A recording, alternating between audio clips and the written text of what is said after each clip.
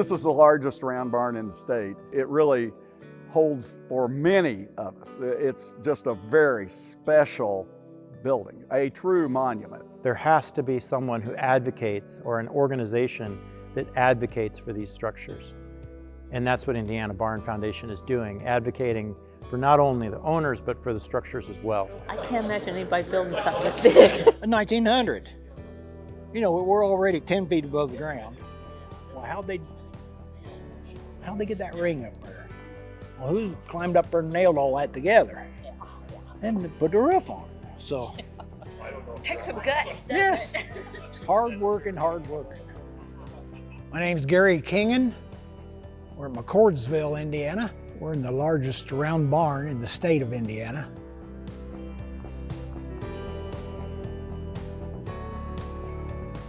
My great-grandpa came here in 1903.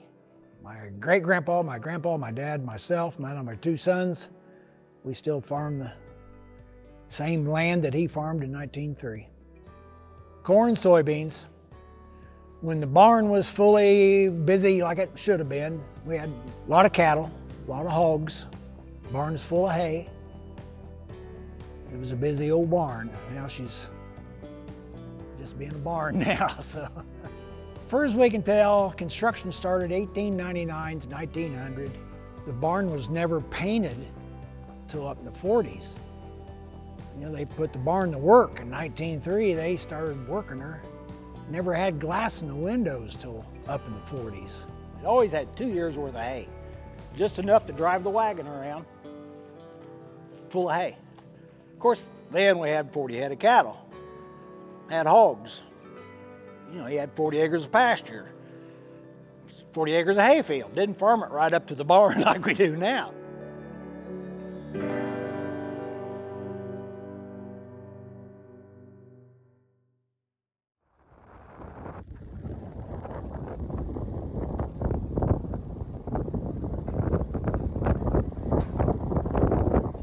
The boys and I were here in the Morton building just east of the round barn. We were working on a tractor. It was kind of drizzly raining. Pulled the tractor in, and Jacob, my son, looks out the front door and said, "Man, it is getting windy." And as soon as he said that, the power went off and everything broke loose. It was so loud in that shop building, we couldn't hear each other hollering. And I was by the window in the shop, and I couldn't get under the workbench, so I stood up and looked out the window at the round barn, and everything was going straight up. The doors were taken off, the shingles were flying, there was boards flying. A lot of damage to the house, and the trees are broken, and 30 seconds it was gone, and everything was messed up. In the case of the Littleton barn, it's a little bit more complicated because the building wasn't really like broken per se in the way that we think about it. Yes, the lower walls had all flared out, but it wasn't like other structures where there's like massive broken beams and all sorts of things like that. Called people. Finally got a hold of somebody at the Indiana Barn Foundation, and they already had heard about the storm. And they got me pointed toward Rick Collins. And he came out a day or two after the storm. He said, "She's bent but not broken." My name is Rick Collins, and I'm with Firmitas. Firmitas is a heavy timber structural repair company that specializes in restoration and new construction. Barn was popping and cracking in all that wind, and we were sure it was going to give away the foundation. But the barn seemed to settled into a new location, and she sat there. And then all month, 6 weeks, they evaluated the barn and seen what needed to be done, and work started, and they were here all summer.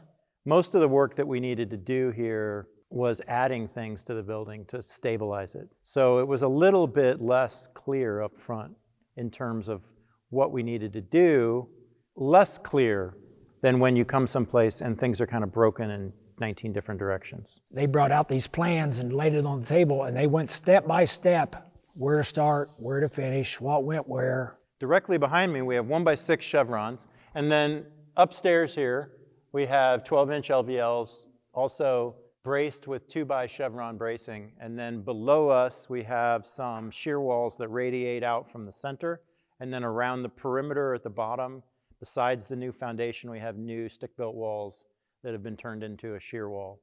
And then directly below us, we have a big concrete pad that serves as an anchor for the derrick. It's about wind speed. It's about the fact that we put things in it that'll increase its capacity. You could think about it like you're putting another liner in a trash bag. You could think about it like you're reinforcing, some sort of metal structure with more metal, or making the skin of something thicker. What's happened is we've increased the capacity of the building to withstand outside elements.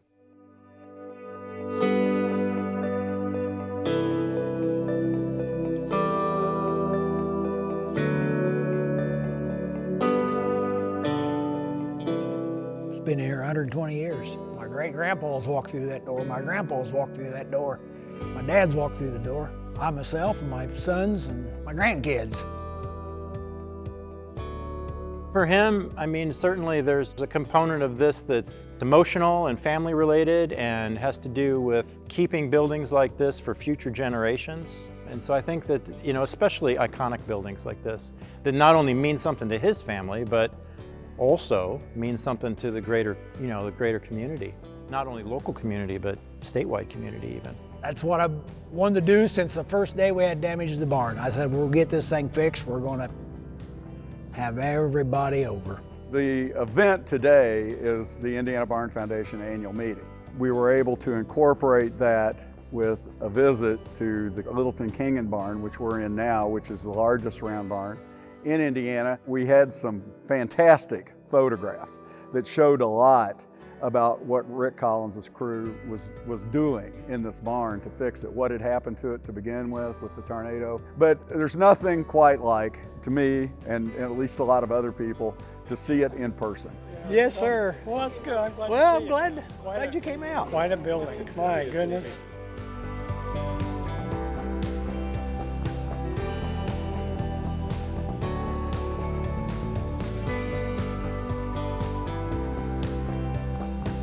It's super important to have Indiana Barn Foundation, and they are by far the most active group that I'm aware of in what we commonly call the Midwest. As Rick Collins often says, we're really stewards of these structures. They were things that were passed down to us, and we like for people to think of them as a stewardship to move that barn on to the next generation and the one after that, and hopefully for a long time to come.